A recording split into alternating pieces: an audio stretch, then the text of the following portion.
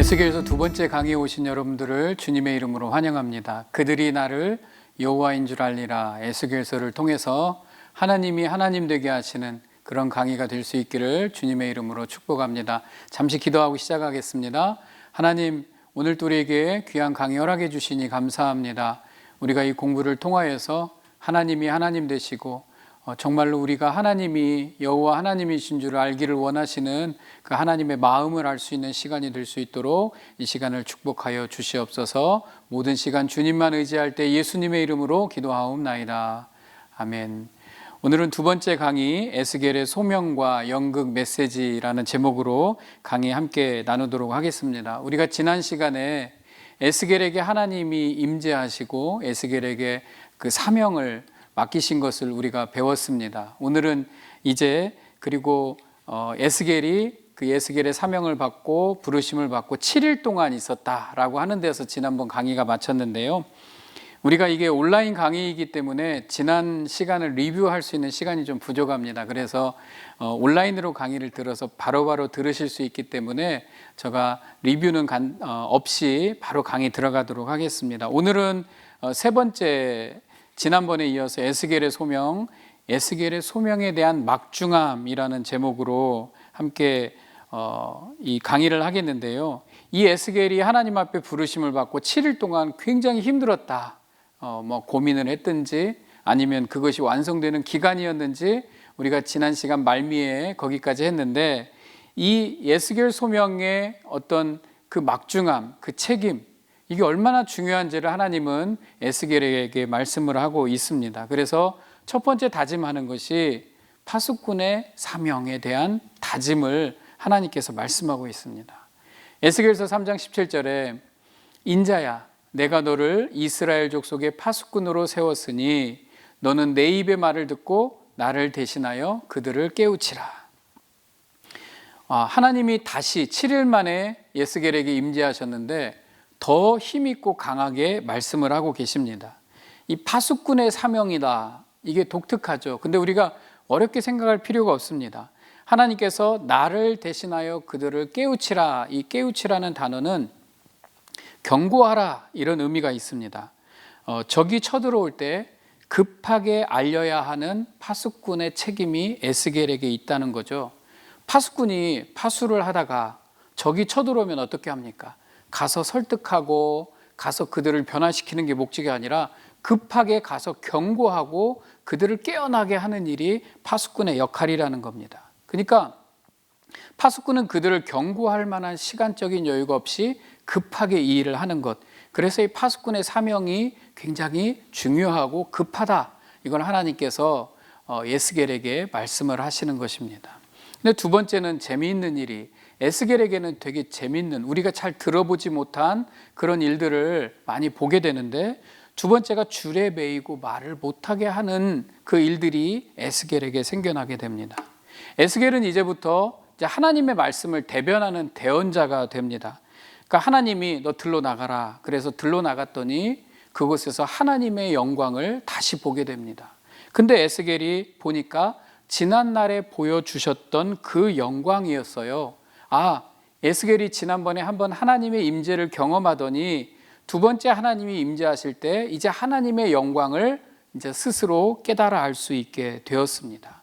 이게 왜 자꾸 보여주시냐면, 에스겔이 지금 하고 있는 일이 그냥 에스겔이 개인적으로 막 그냥 혼자 취해서 하는 일이 아니라 하나님이 정확하게 맡겨주신 사명이라는 것을 보여주고 있는 장면이 하나님의 임재입니다. 그리고 이 모든 일들이 이제 하나님으로부터 온 것임을 정확하게 확인시켜주고, 하나님께서 에스겔에게 명령을 하는데 집으로 들어가 문을 닫아라, 이렇게 명령을 하죠. 그리고 이해 못할 일을 몇 개 말씀하시는데, 네가 줄에 매이게 되고 혀가 입찬장에 달라붙게 될 것이다. 인자야 보라, 무리가 내 위에 줄을 놓아 너를 동여매리니 네가 그들 가운데서 나오지 못할 것이라. 내가 네 혀를 내 입천장에 붙게 하여 네가 말 못하는 자가 되어 그들을 꾸짖는 자가 되지 못하게 하리니. 근데 이게 도대체 무슨 말인지 잘 모르겠어요.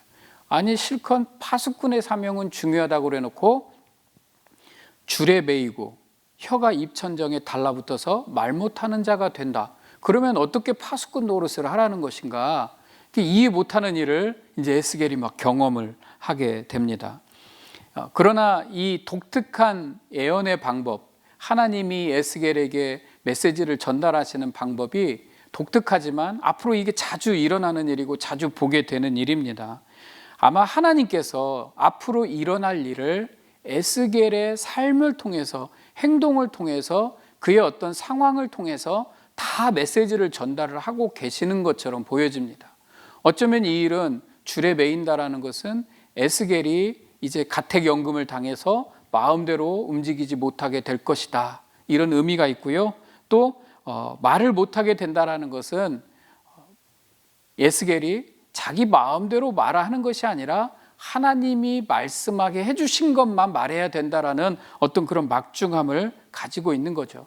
자유롭지 못하고 자기 마음대로 말도 하지 못하고 오직 하나님께서 명령하신 대로만 말할 수 있는 것이 바로 에스겔의 소명이고 사명이다라는 것이에요. 자, 이게 말을 못하게 한다. 에스겔이 말을 못했다. 이게 무슨 의미일까? 이것도 연구를 하는 사람들이 많았어요. 그래서 많은 해석이 있지만 무리한 해석은 큰 의미가 없습니다. 에스겔이 물리적으로 말을 못하게 만드신 것도 하나님이 어떤 의도가 있으시구나. 이제 하나님이 말씀하실 때에 에스겔이 말을 하는 거고, 하나님이 침묵하시면 에스겔도 말을 안 하는 거구나. 에스겔은 이제 철저하게 하나님의 대언자로 이야기를 하는 거예요. 개인적인 이야기가 아니라 하나님의 말씀이다 라는 것을 에스겔을 통해서 하나님이 정확하게 설명하고 계시는 겁니다. 그런데 에스겔서를 읽다 보면 에스겔이 말을 못하는 게 아니에요. 어느 때는 말을 했다가 또 말을 못했다가 나중에 유다가 멸망하기 한 2년 정도는 정말 말을 못했던지 안 했던 그런 시기가 있습니다. 그렇지만 간간히 에스겔은 말도 하죠. 근데 이 부분에 정말 헷갈릴 필요는 없습니다. 이것이 하나님께서 정확하게 에스겔을 통해 하나님의 말씀을 전하시겠다는 하나님의 의지로 보는 것이 더 맞을 것 같습니다. 27절에 내가 너와 말할 때에 내 입을 열리니 너는 그들에게 이르기를 주 여호와의 말씀이 이러하시다 하라.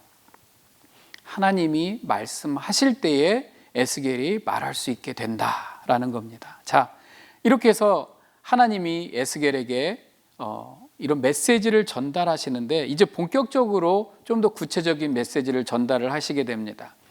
어떤 방법이냐면 에스겔에게 어떤 연극처럼 행동을 하게 하고 그 행동에 하나님이 전달하고자 하는 메시지가 담겨 있는 것. 그래서 저는 이것을 연극 메시지라고 이렇게 붙였는데, 말을 하지 않고 행동만 하기 때문에 마치 꼭 판토마임 하는 것 같은 그런 모습이 보여지게 됩니다. 말 못하는 에스겔은 하나님이 시키는 어떤 행동을 하게 되는데 이게 참 말도 안 되는 행동을 해요. 그러니까 가족들이 옆에서 봤으면 좀 우스꽝스러웠을 것 같아요. 또 이것을 집에서 숨어서 했는지 또 공개적으로 사람들 앞에서 있는지 잘 모르지만 사람들이 보았던 것 같아요, 정황상. 그리고 이 일들을, 메시지를 가서 막 저처럼 강단에서 하나님의 메시지가 이러하다 이렇게 하는 게 아니라 아주 집에서 우스꽝스러운 행동을 통해서 메시지를 전하기 때문에 사람들의 손가락질을 받았을 수도 있을 것입니다. 우리가 지금 에스겔이 소명받은 게 592년, 그리고 예루살렘이 멸망하는 게 586년이에요. 그러면은 어느 정도 시간이, 한 5, 6년의 시간 동안에 에스겔은 이런 식으로 하나님의 메시지를 전달하게 됩니다. 제가 이 에스겔서를 공부하면서 어떤 느낌이 들었냐면, 여러분들 영화 보면 찰리 채플린이라고 아시죠? 코스염 나고 모자 쓰고 지팡이 하나 들고 다니는 그 영국 배우가 있잖아요. 영화 배우. 이 사람은 무성 영화죠. 말이 하나도 안 나오고 행동으로만 웃겨요. 근데 그 영화를 보고 있다 보면 되게 우스꽝스러운데 뭔가 좀 슬픈 느낌, 이런 게 드는, 메시지를 전달하는 그런 느낌이듯이 에스겔서는 마치 꼭 그런 느낌을 담고 있습니다. 말은 하지 않고 행동으로 보여주는데 슬퍼요.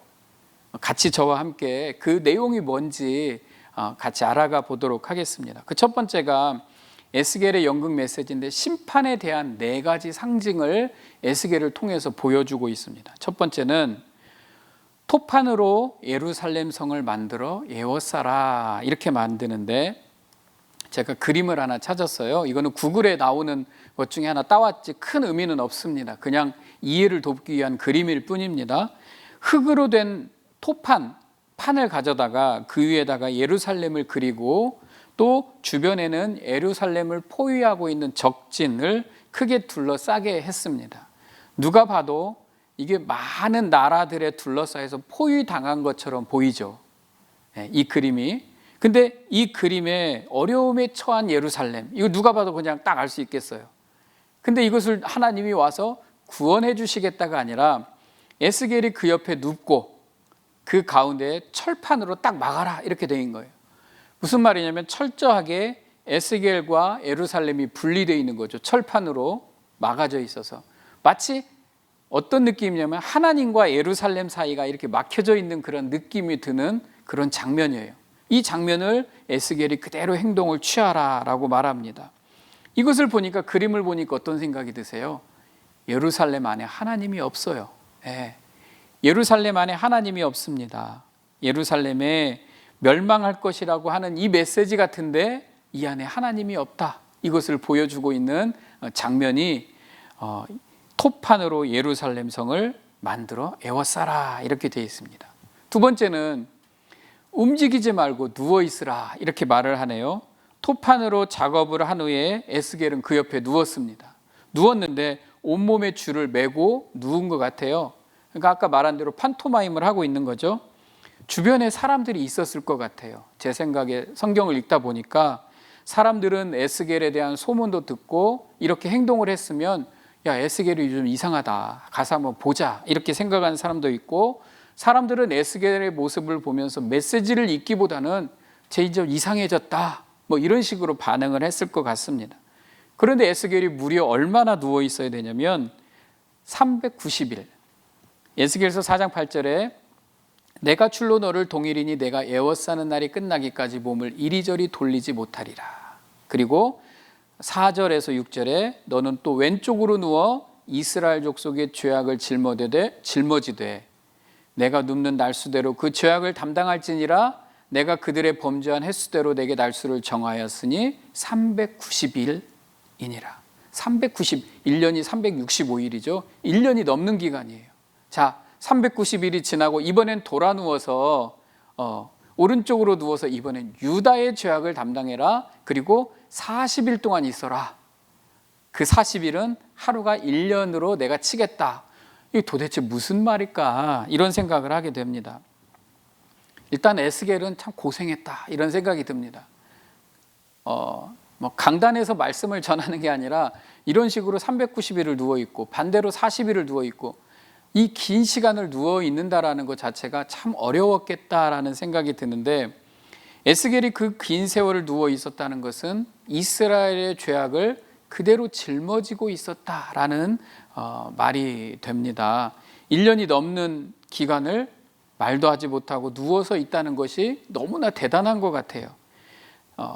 근데 도대체 이 단어가, 이 숫자가 도대체 뭘 의미하는 것일까? 이스라엘, 북이스라엘과 남유다로 구분되어 있었기 때문에 북이스라엘 390일, 남유다 40일인가 보다, 이거 계산하는 것도 뭐 그런가 보다라고 생각할 수 있습니다. 그렇지만 북이스라엘과 남유다로 구분되어 있지만 하나님은 이후에는 그냥 통틀어서 이스라엘이다 이렇게 말씀을 하시거든요. 그러니까 숫자가 꼭 그렇게만 의미하는 건 아닌 것 같아요. 그런데 성경에 390일 플러스 40일 해서 계산을 해보니까 이렇게 나온 것 같습니다. 출애굽기 12장에 이스라엘 백성이 출애굽을 할 때에 430년이 끝나는 날에 여호와의 군대가 다 애굽 땅에서 나왔은즉이라고 하는 문구가 있거든요. 이게 뭐냐면 이 430이라는 숫자가 애굽이라고 죄를 상징하고 있는 애굽에서 머물러 있던 기간이라면, 여기에서도 뭐 390일 플러스 40일에서 430일 하면 아마도 그 죄로 이스라엘 백성들이 죄에 속해 있던 기간을 의미하는가 보다, 그렇게 생각할 수가 있을 것 같습니다.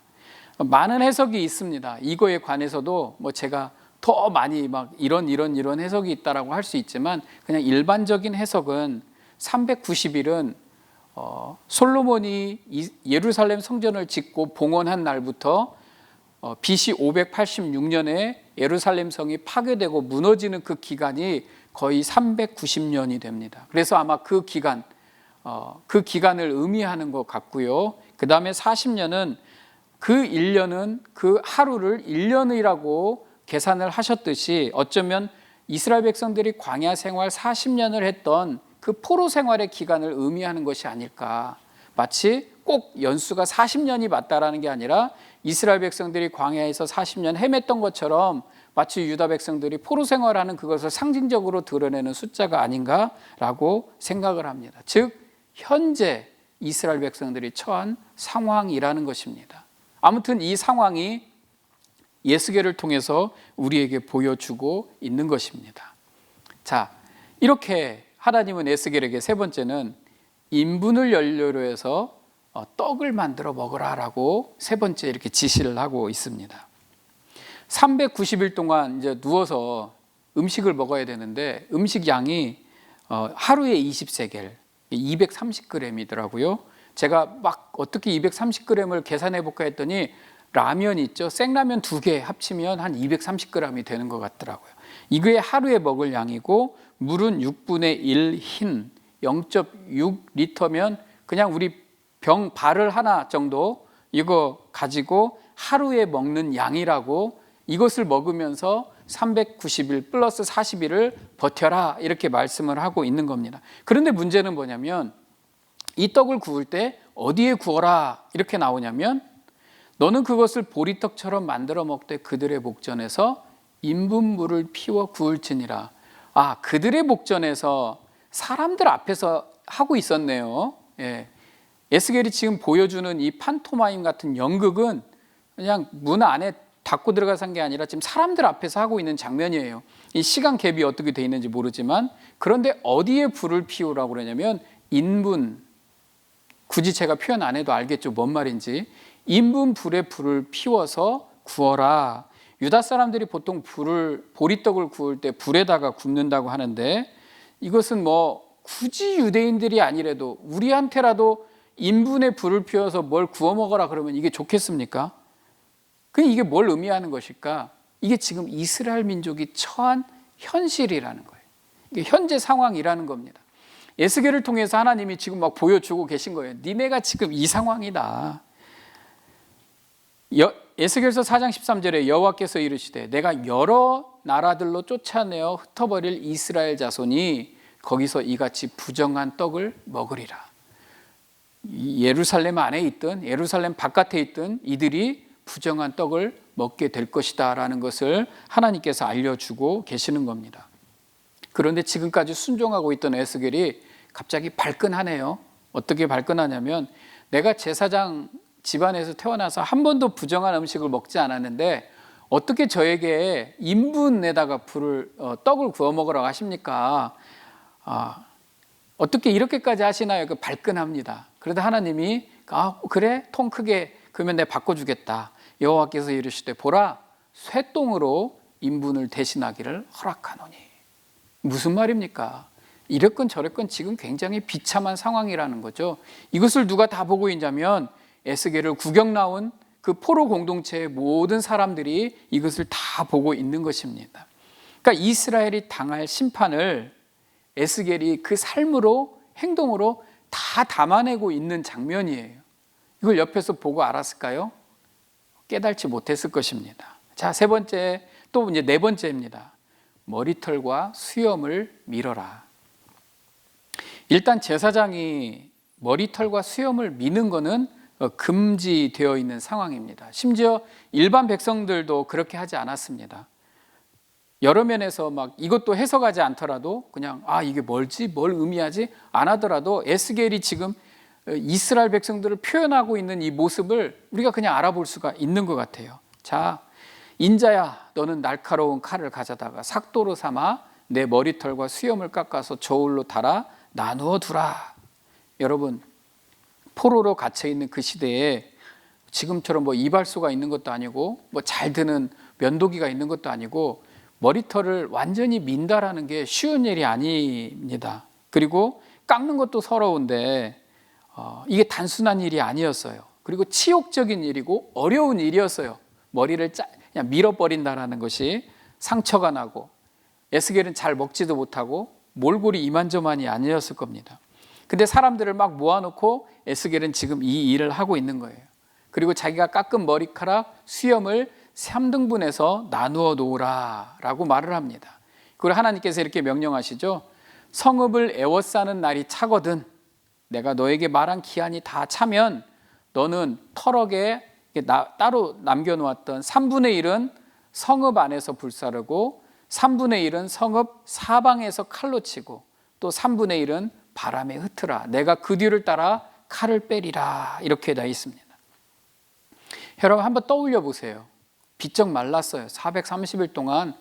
사실 이게 우리가 라면 2개 하면 뭐 괜찮네 이렇게 말할 수 있지만 이거 굉장히 적은 양이고 이 양으로 사람이 하루에 먹기에는 되게 부족한 양입니다. 삐쩍 말랐어요.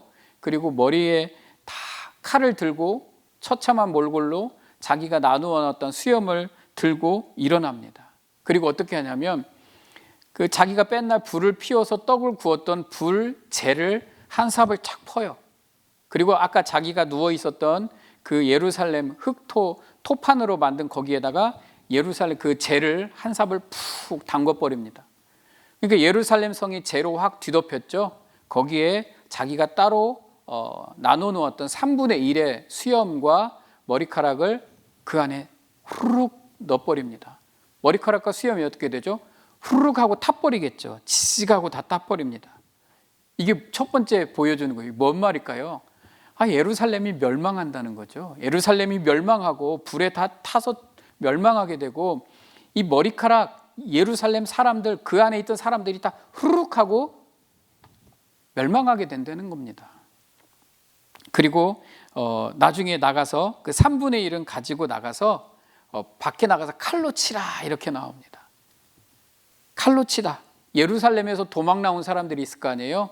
그 사람들을 칼로 치는 거예요. 그 사람들도 다 죽임을 당하게 된다라는 겁니다. 세 번째는 3분의 1은 밖에 나와서 바람에 흩어버리라. 네, 살아남은 백성들이 여기저기로 다 흩어지게 될 것을 의미하고 있는 것입니다. 그리고 또 그 남은 터럭 중에서 조금은 네 옷에 싸고 그 가운데 얼마는 불에 던져서 또 살라버리라 이렇게 나오죠. 이제 마지막으로 흩어져서 막 전 세계에 흩어져 있는 우리가 잘 말하는 디아스포라 하는 그 사람들 안에서도 일부는 다 구원받지 못한다는 거예요. 다 구원받지 못하고 누군가는 또 불에 던져지리라 이렇게 말하는 거죠. 예루살렘에서 나와서 흩어져 있는 사람이 누군가요? 포로 공동체, 바벨론 강가에 지금 포로로 끌려온 사람들인데 그 안에서 다 구원받지 못한다는 거예요. 또 다른 곳으로 도망간 사람들이 있겠지만 다 구원받지 못한다는 거예요. 그 사람들 중에서 누군가는 죽임을 당하리라. 근데 우리는 여기에서 잘 봐야 됩니다. 에스겔이 하는 행동을 통해서 우리 사람들은 다 이해를 못했을 거예요. 근데 에스겔은 이것을 이제 반복적으로 또 보여주고 이야기하기 때문에 이 메시지를 우리가 잘 알아야 되는데 포로 공동체에 간 사람들도 왜 죽임을 당할까? 우리는 구원받지 못하는가? 아니죠. 하나님이 이 사람들이 잘하고 있는데 누군가는 죽임을 당하고 누군가는 흩어지고 누군가는 또 도망간 중에도 죽임을 당하는 게 아니라 분명한 하나님은 이유를 제시를 하셔요. 왜 그렇게 되는지. 그래서 하나님이 두 번째 우리에게 설명을 하시는 게 왜 이런 일들이 일어나는가? 에스겔의 연극 메시지한 설명을 해주시게 됩니다.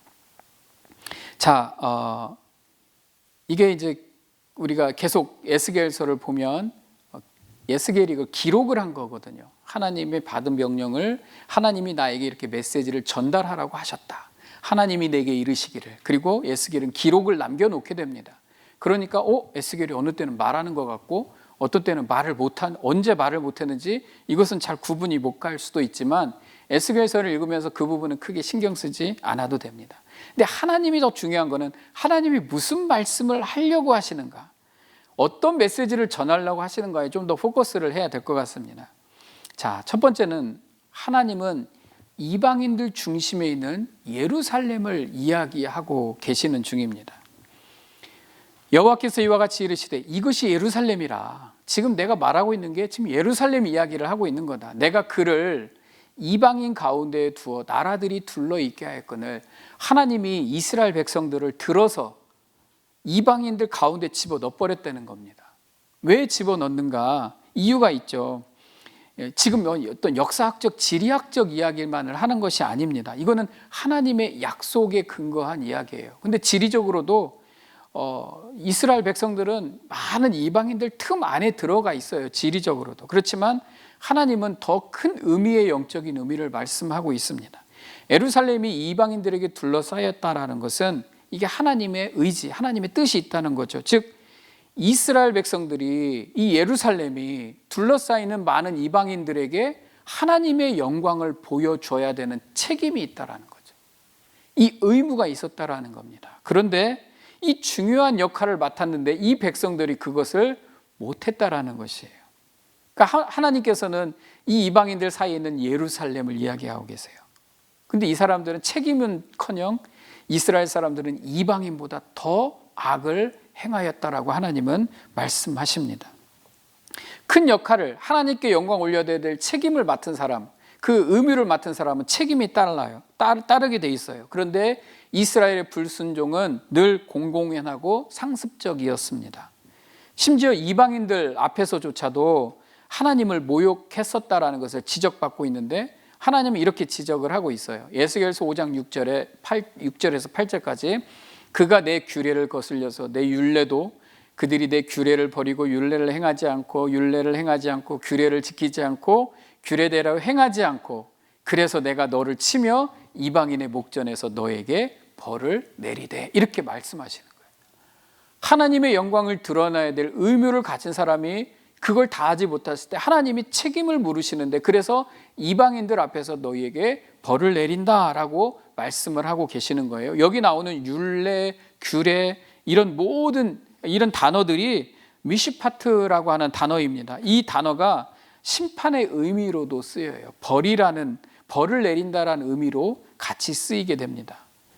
이게 뭐냐면 마치 재판장에서 재판장이 말하는 거예요. 그냥 야, 하나님이 그냥 기분 나빠서 너희에게 벌을 내렸다, 이게 아니라 재판하는 사람이 마치 어떤 거에 근거해서 너희가 무슨 죄를 받는데 이거에 근거해서 하나님의 규례에 근거해서 또 하나님의 율례에 근거해서 이런 것을 지키지 않았기 때문에 지금 이 벌을 받고 있다라고 그렇게 설명하는 것처럼 느껴지게 하나님께 말씀을 하고 있는 거예요. 그리고 더 정확하게 말하는 게 이제 그 다음 번인데, 이 심판의 판결에 대한 정확한 이유도 제시를 하시는 거죠. 이 재판장에서 예스겔에게 이렇게 표현을 하시는 거예요. 내 모든 가증한 일로 말미암아 내가 전무후무하게 너에게 벌을 내린다, 이렇게 말씀을 하시는 거예요. 그리고 에스겔서 5장 11절에 그러므로 나 주 여호와가 말하노라, 내가 나의 삶을 두고 맹세하노니 내가 모든 미운 물건과 모든 가증한 일로 내 성소를 더럽혔은즉, 이 사람들이 벌을 받는 이유, 이 재판장이 선포할 때 당신은 이런 이유 때문에 이런 죄를 지었으므로라고 정확하게 말하고 있는 장면입니다. 이게 나중에 이제 이게 도대체 무슨 내용인가가 뒷부분에 또 나오게 돼요. 그랬구나. 야, 이 사람들은 벌을 당연히 받아야 되겠구나라고 알게 되는 장면들이 나오게 되는 것이에요. 자, 에스겔서 5장 12절에 13절, 3분의 1은 그렇기 때문에 판결을 내리는 거예요. 3분의 1은 전염병으로 죽으며 기근으로 멸망할 것이요 3분의 1은 칼에 엎드러질 것이며 3분의 1은 내가 사방에 흩어버리고 뒤따라가며 칼을 빼리라. 이와 같이 내 노가 다한즉 그들을 향한 분이 풀려서 내 마음이 가라앉으리라. 내 분이 그들에게 다한즉 나 여호와가 열심으로 말한 줄을 그들이 알리라. 예루살렘은 자신을 둘러싸고 있는 이방인들보다 더 악한 일을 행했다라고 나옵니다. 그래서 이방인들 앞에 수치를 당하게 되었습니다. 그러니까 하나님이 지금 내리시는 저주는 막 기분 나빠서 막 퍼붓는 저주가 아니라, 제가 이 강의안이 지금 첨부 파일로 나가고 있죠. 거기 강의안에도 써 있는데 신명기 28장과 레위기 26장에 분명하게 적혀 있어요. 하나님의 약속이. 이 약속을 근거로 이 언약을 파기하기 때문에 받는 저주의 내용이 그 안에 담겨 있습니다. 그러니까 하나님의 심판은 정확하다라는 거예요. 하나님의 약속과 하나님의 언약에 근거한 심판이다라는 것을 에스겔을 통해서 이스라엘 백성들에게 말씀해 주고 있는 것입니다. 우리는 이것을 깨달아야 되죠.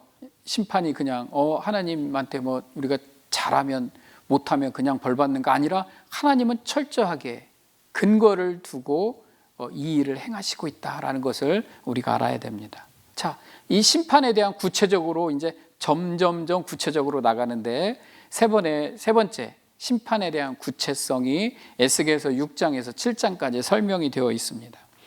먼저는 이스라엘 산에 대한 심판으로 묘사가 되어 있어요. 이스라엘 백성들은 산에서 하나님께 예배를 드렸죠. 이 구약의 역사를 보면 산이 많이 나오죠. 산. 근데 이 산에서 백성들이 저지른 죄가 우상 숭배입니다. 그래서 하나님은 이 우상 숭배하는 산을 심판하겠다. 근데 이 심판에 누가 담겨 있냐면 우상 숭배하는 산만 심판하는 게 아니라 그 우상 숭배하는 사람도 같이 심판을 하겠다라고 말씀을 하고 있는 것입니다. 그 장소와 우상과 그 우상을 섬겼던 사람들까지 싹 모두 심판하시겠다라고 말씀을 합니다. 우상을 섬긴다. 이미 하나님의 형상을 떠났다라는 것과 의미가 같습니다. 그래서 이들은 그런 운명을 똑같이 우상과 똑같은 운명을 겪게 되는 건데 너희 제단들이 황폐하고 분향 제단들이 깨트려질 것이며 너희가 죽임을 당하여 너희 우상 앞에 엎드러지게 할 것이라. 우상 앞에 엎드러지는 그 운명에 처하게 된다라는 겁니다. 그러나 살아남은 자도 여러 나라에 흩어지게 되는데 이 사람들 또한 심판이 확실하게 따라다닌다라고 말씀을 하고 있어요.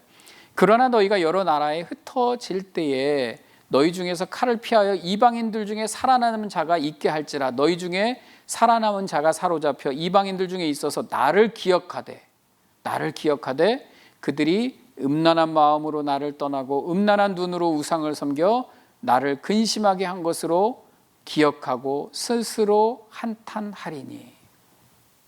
이 백성들이 하나님 앞에 잘했는데 어느 날 하나님 기분 나빠서 심판을 내리신 게 아니라 음란한 마음으로 나를 떠나고 음란한 눈으로 우상을 섬겼다.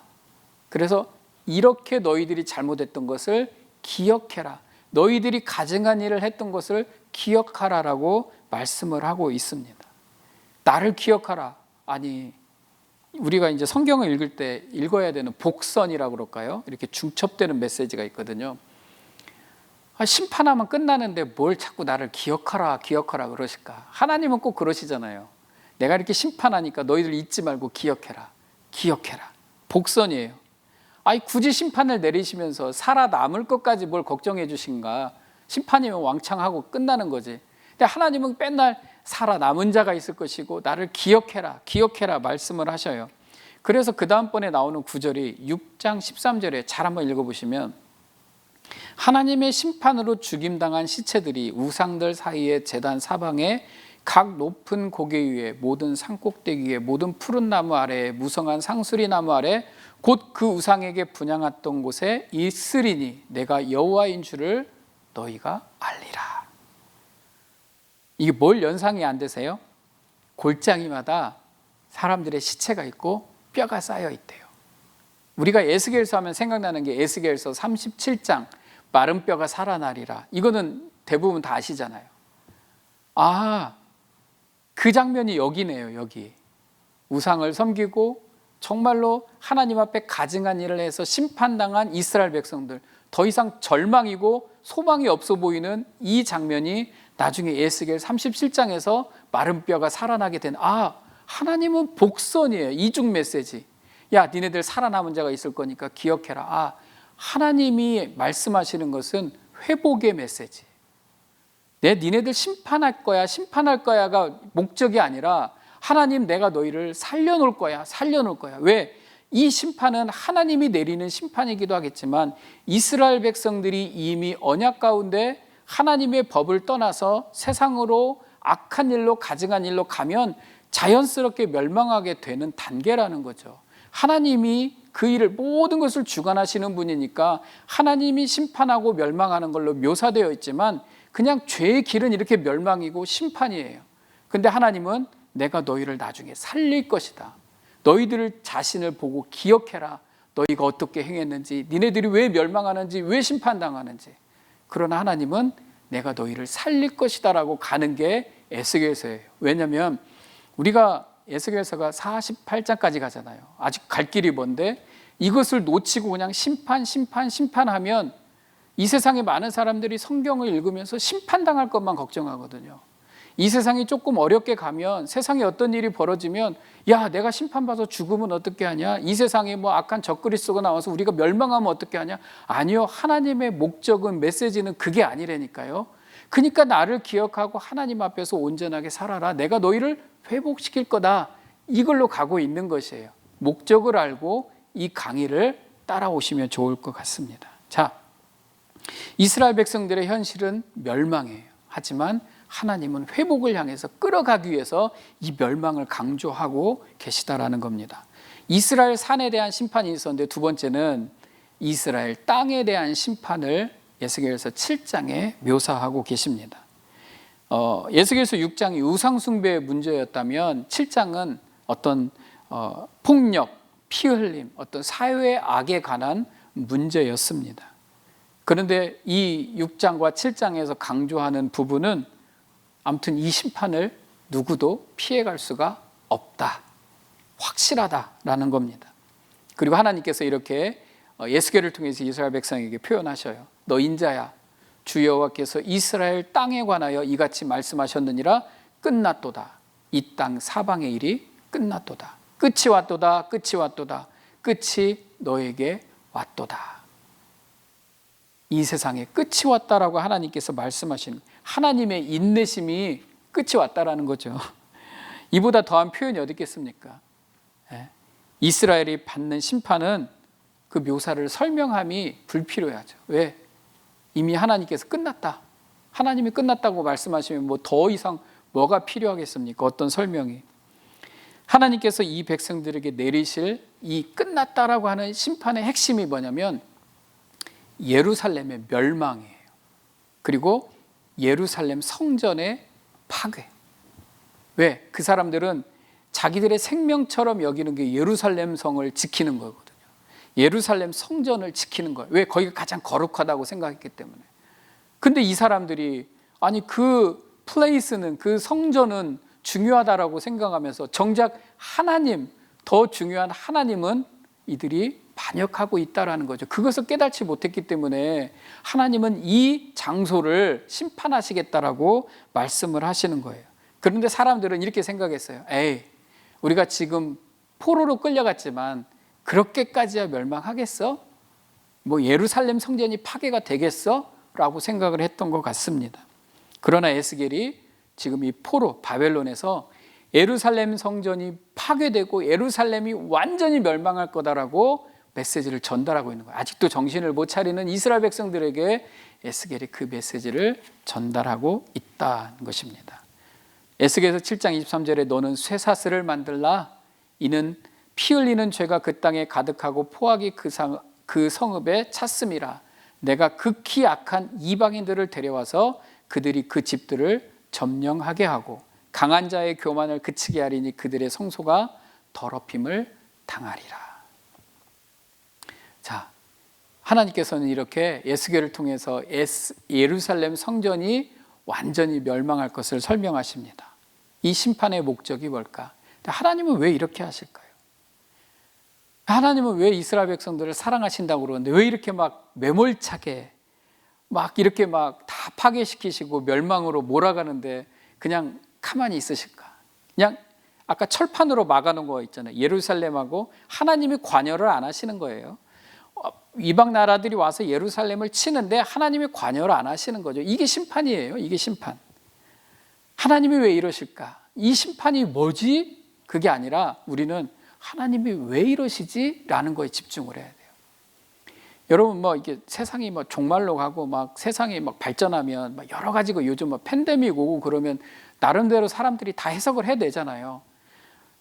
야, 왜 세상이 이렇게 되지? 이렇게 그것도 집중하는 게 중요하지만 하나님이 왜 이러시는가에 집중해야 돼요. 네.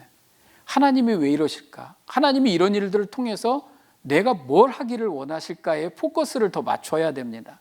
오늘도 이스라엘 백성에게 이 심판을 내리는 목적을 정확하게 하나님이 설명을 해주시는데 이렇게 나와요. 제가 한번 정리를 해봤어요.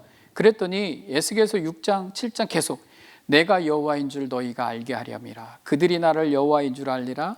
내가 여호와인 줄을 너희가 알리라. 내가 여호와인 줄을 그들이 알리라. 제가 에스겔이 전해주는 메시지는 그냥 치열하고 맹렬한 심판이에요. 그냥 심판받을 거다, 파괴될 거다, 칼로 칠 거다. 근데 하나님께서 마지막에 뭐라고 그러냐면 내가 여호와인 줄 그들이 알리라. 이렇게 말씀을 하고 계세요. 전 여기서 여러분들이 하나님의 마음을 볼 수 있어야 된다고 생각을 합니다. 에스겔서를 준비하면서 전체 주제를 그들이 나를 여호와인 줄 알리라 라고 정한 이유가 여기에 있습니다. 여기에 하나님의 마음이 담겨 있어요. 내가 하나님이다. 나 좀 봐라. 나 좀 받아오 라고 말씀을 하시는 거예요. 이 일들을 통해서 내가 하나님임을 알았으면 좋겠다라고 하시는 하나님의 마음이 담겨 있습니다. 사람들의 편에서는 이 구약의 역사, 많은 분들이 질문을 해요. 구약은 왜 이렇게 냉정합니까? 구약은 왜 이렇게 막 이런 이야기들이 더 많습니까? 신약에 오면 예수님이 막 치유도 하고 막 이랬는데 구약은 너무 매몰차입니다라고 질문을 하는 분들이 많아요. 사람 편에서는 냉정하게 느껴질 수 있는데 이 역사를 통해서 그 위에 흐르고 있는 하나님의 구속사를 이해하지 못하면 구약 성경은 사람에게 냉정한 이야기밖에 없습니다. 그래서 우리는 이 역사의 히스토리를 통해서 하나님이 이 위에서 어떻게 사람들을 이끌어 가시고 그들을 구원하시고 회복시키시는지 그 구원의 역사, 그 구속사를 깨달아 알아야 이 강의를 잘 알아가는 것입니다. 그러니까 막 심판의 이야기는 계속 나오지만 거기에서 우리 자신을 돌아보고 우리는 그들이 나를 여호와인 줄 알리라라고 했듯이 내가 이분이 하나님인 줄을 알았습니다라고 고백이 나오는 것이 바로 에스겔서의 공부라는 겁니다. 저는 그런 여러분들이 될 수 있기를 주님의 이름으로 축복합니다. 자, 여기에서 에스겔에게 주는 메시지가 일단락이 돼요. 에스겔에게 주는 메시지가 다 가고 에스겔은 390일로 이쪽으로 누웠다가 저쪽으로 40일을 누웠다가 백성들이 찾아오고 이런 일들이 이제 벌어지게 됩니다. 그리고 에스겔서의 장면이 바뀌죠. 시간이 흘렀습니다. 그래서 그 다음 단계로 넘어가는데 에스겔이 예루살렘을 방문하는 그런 경험을 하게 됩니다. 이게 유다의 심판에 대한 4가지 이상, 이게 굉장히 길기 때문에 좀 이렇게 단락을 끊었는데 공부하실 때 헷갈리더라도 잘 찾아서 오시기를 바랍니다. 에스겔서 8장 1절에 6째 해 6째 달 초닷새에 나는 집에 앉았고, 이게 장면이 바뀌는 거죠. 이게 무슨 말이냐면 벌써 14개월 정도가 지났어요. 430일, 365일 빼면 한 2달이 더 들어갑니다. 그러니까 12개월, 2달에서 한 14개월이라는 시간이 지났어요. 14개월이 지나서 다시 하나님이 에스겔에게 임재하시는 장면이 에스겔서 8장에 시작이 됩니다. 날짜를 이렇게 정확하게 제시한다는 것을 통해서 에스겔의 예언이 정확하다는 것, 그리고 우리는 이 역사를 따라갈 수 있다는 것이 에스겔서의 특징이에요. 연도가 정확하기 때문에. 그 에스겔은 지금 말로만 예언했던 게 아니죠. 모든 몸짓으로, 행동으로, 어떤 액션으로 사람들에게 지금 메시지를 전했어요. 사람들에게 소문이 났습니다. 사람들이 다 찾아와서 에스겔이 이제 뭐 하는가 한번 보자 라고 생각을 합니다. 또 이 제사장 어떤 신분을 가지고 있는 에스겔이 이런 행동을 했을 때, 유대의 장로, 포로 공동체에 있는 거기에 있는 장로들, 원로들이 쟤 좀 이상하다, 좀 감시를 좀 해야 되겠다, 자꾸 이스라엘이 심판받는 것처럼 보여, 그런 메시지를 전하는 것 같은데 항상 감시의 대상이었는지도 모릅니다. 그래서 이제 에스겔이 이제 자리에서 일어나고 이제 일어났댄다, 이제 이런 소문이 돌았어요. 그랬는지도 모릅니다. 그래서 장로들이 집에 찾아왔고 에스겔과 마주 앉아 있는 장면이 에스겔서 8장의 시작이 됩니다. 그런데 도대체 이 장로들이 누군가 이걸 알고 지나가야 됩니다. 이 장로들이 그냥 포로 공동체에 같이 있는 사람들인가 보다가 아니라 말씀을 보니까 이 사람들이 정체가 있더라고요.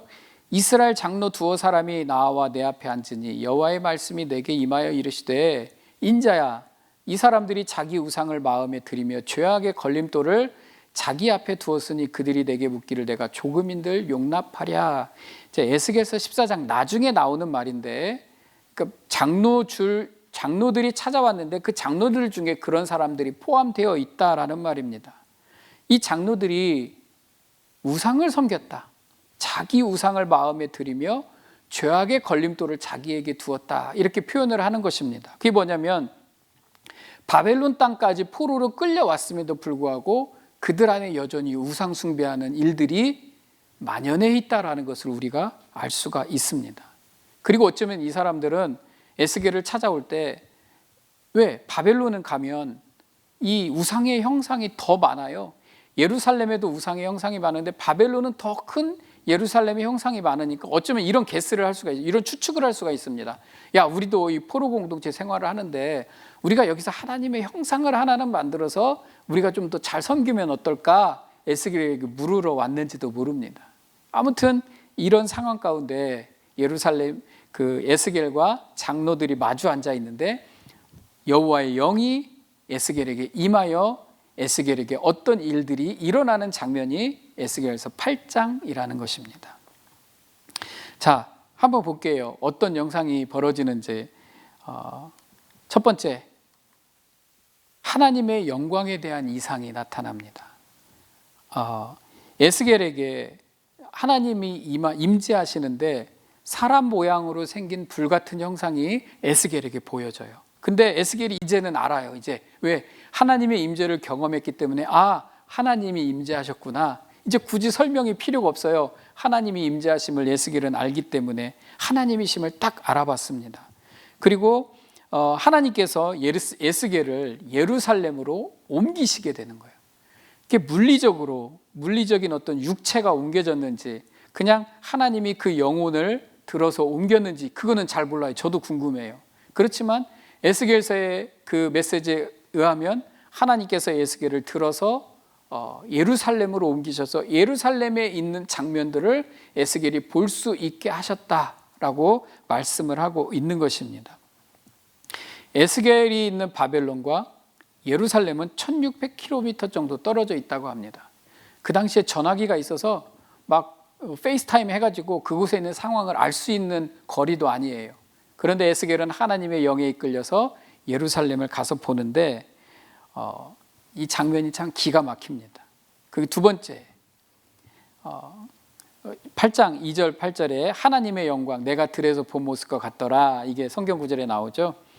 두 번째가 이제 첫 번째 이상으로 보여주는 거죠. 첫 번째 이상, 성전의 가증스러운 것들에 대한 이상을 보여줍니다. 이게 예루살렘의 실체라고 제가 좀 붙여놨어요. 그게 뭐냐면 질투의 우상. 하나님께서 크게 4가지 이상을 보여줄 건데 그 중에 첫 번째 이상이에요. 그게 이제 예루살렘 성으로 따라 들어갔더니 예루살렘의 제단문 어귀 북쪽에 아세라상이 있는 거예요. 아세라상. 자, 제가 이게 좀 참조를 돕기 위해서 한번 보겠습니다. 그가 내게 이르시되 인자야 이제 너는 눈을 들어 북쪽을 바라보라 하시기로 내가 눈을 들어 북쪽을 바라보니 제단문 어귀 북쪽에 그 질투의 우상이 있더라. 하나님이 에스겔을 들어서 예루살렘으로 옮기셔서 보여주는 장면, 첫 번째 장면이 있는데 거기에 북쪽을 봐라 그래서 북쪽을 봤더니 거기에 질투의 우상이 있더라 이렇게 나왔다는 겁니다. 이 질투의 우상을 보니까 이게 바로 아세라상입니다. 아세라상.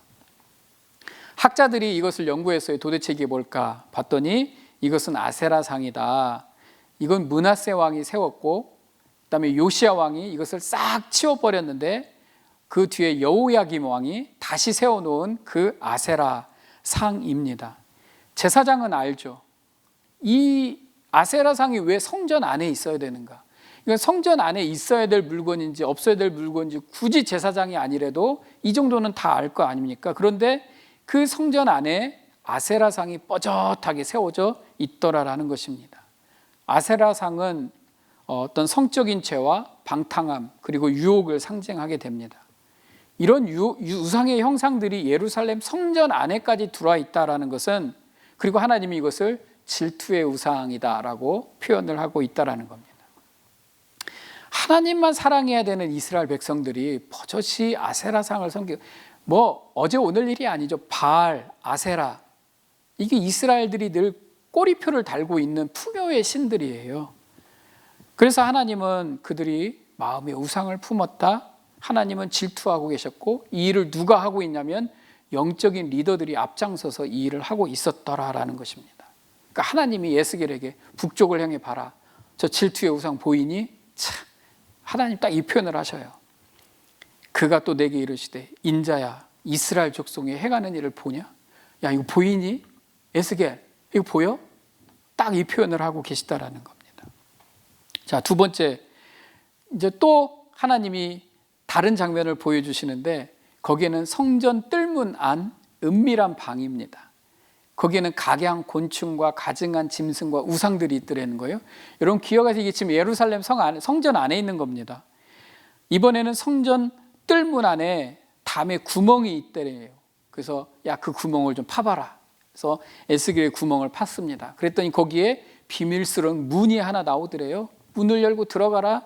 그리고 문을 열고 들어갔더니 그 안에 말도 안 되는, 영화에서 한번 볼 만한 장면들이 나오게 되는데, 이런 장면이 나와요.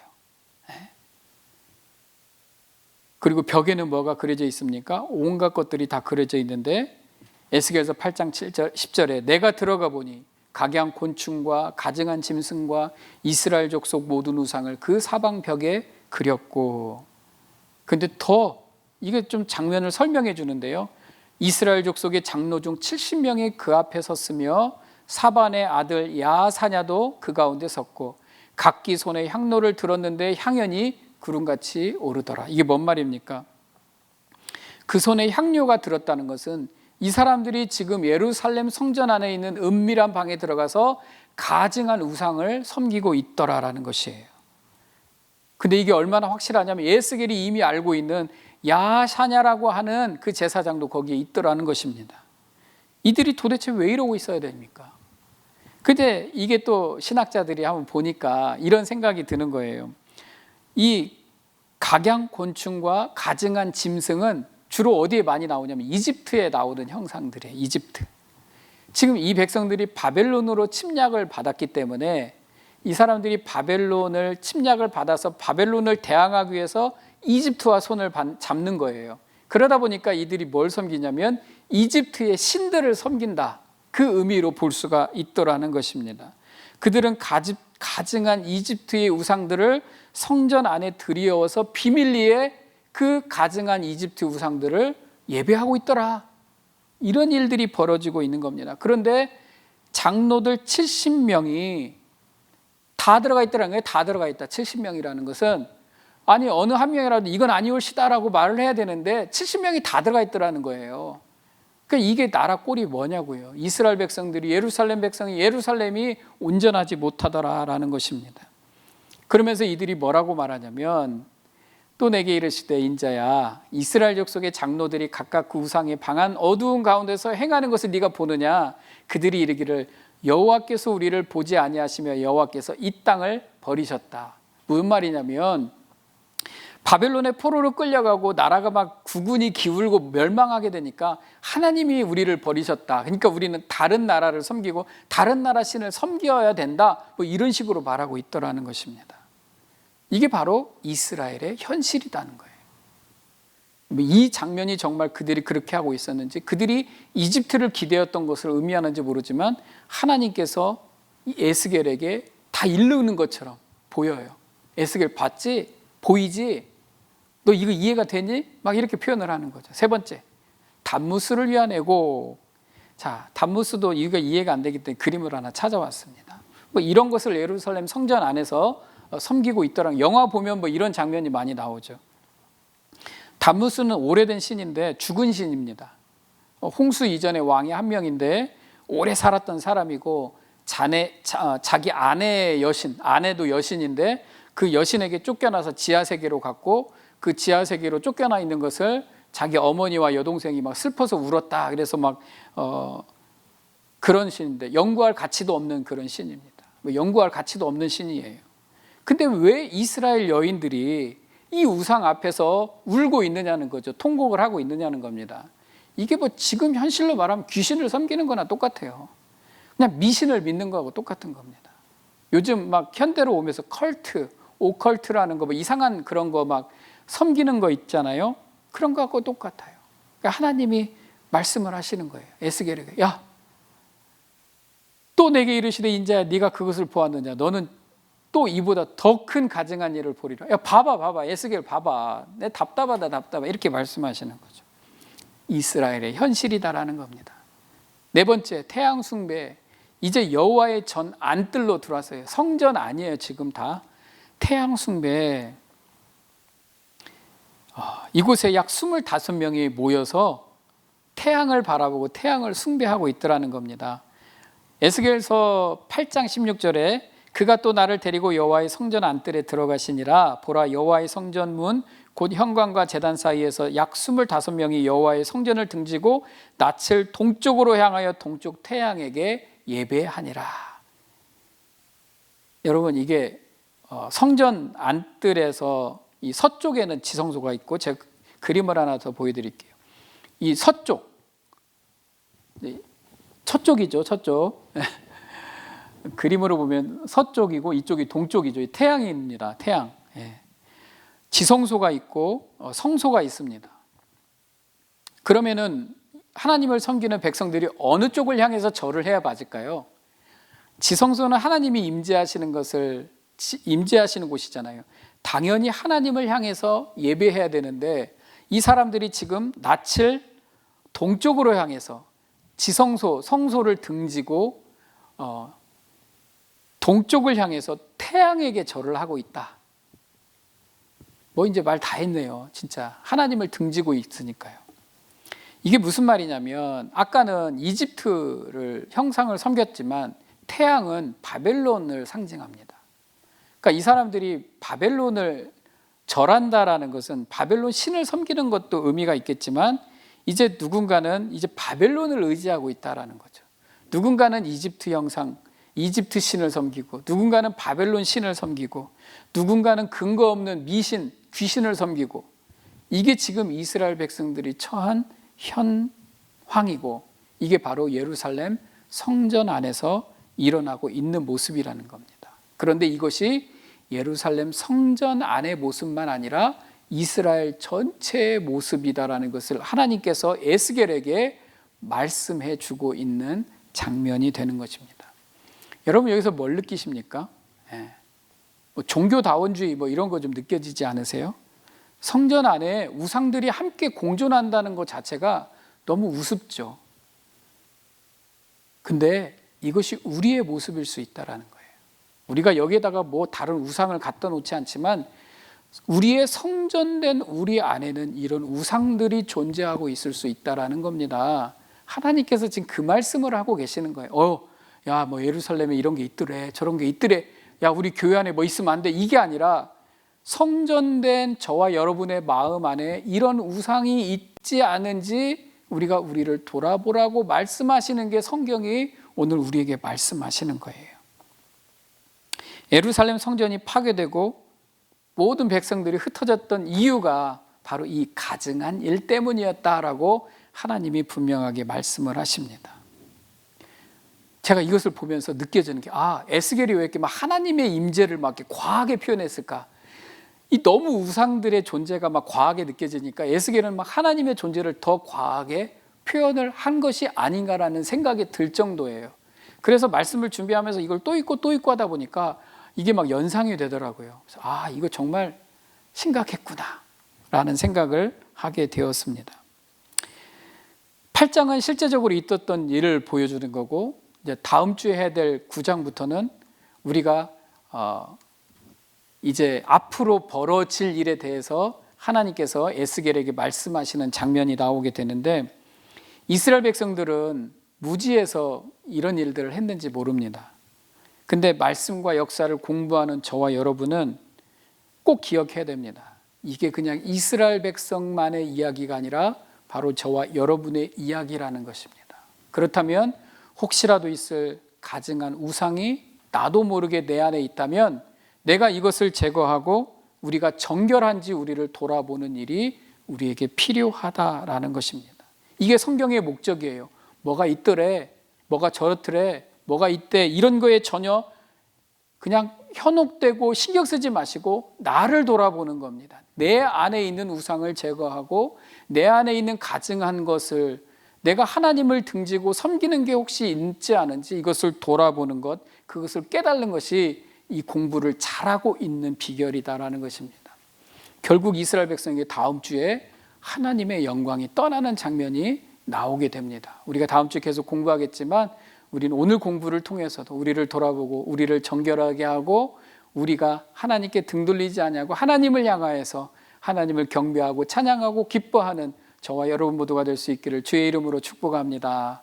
오늘도 수고하셨습니다. 감사합니다. 다음 주에 뵙겠습니다.